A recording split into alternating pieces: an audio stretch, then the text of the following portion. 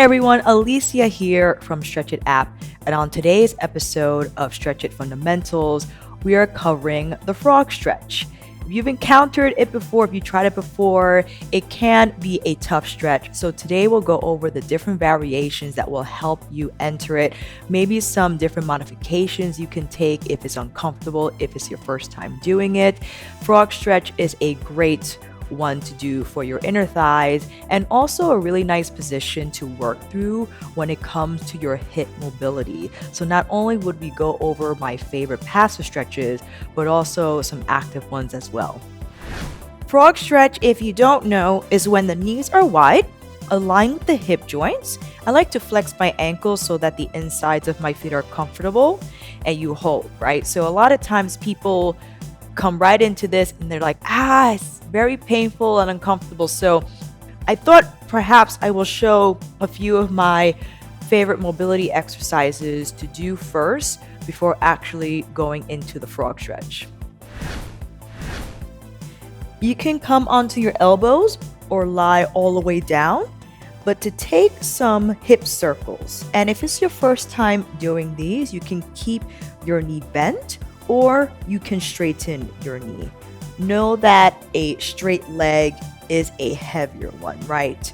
And 5 each side, it could be 5 in, 5 out.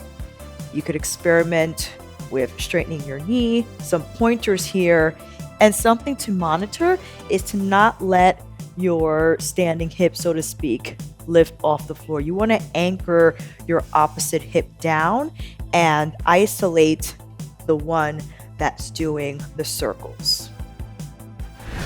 Another prep mobility stretch is the windshield wipers. You start with wide legs, and as you maneuver the knee side to side, you want to delay the trailing thigh and feel that stretch here on the inner thighs, because if you see, this shape mimics pretty much the shape you will have on the floor. So get a feel for how that feels and then switch sides.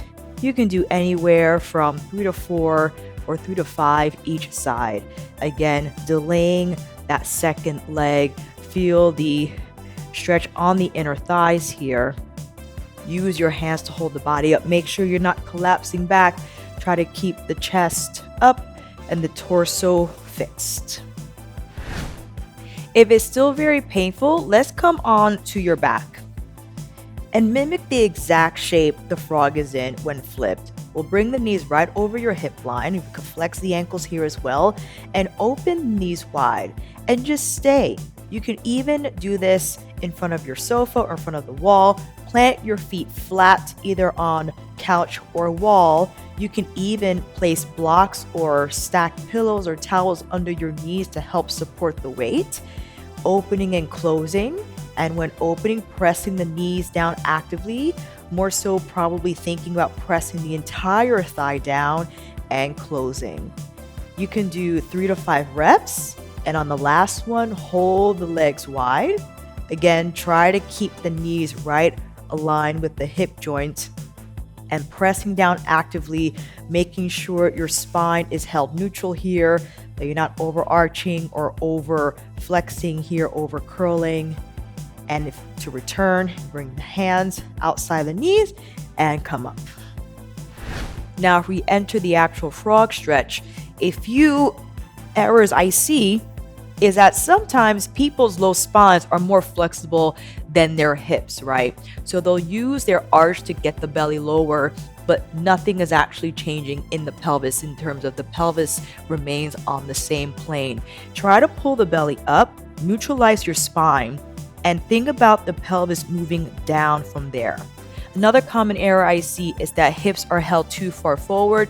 Not that that's wrong per se, because I can easily shift forward and back, and you can create a little more dynamic modification here for the frog stretch.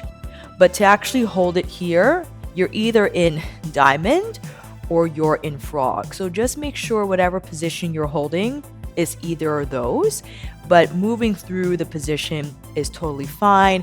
Again, make sure we don't go into the back dip when shifting forward.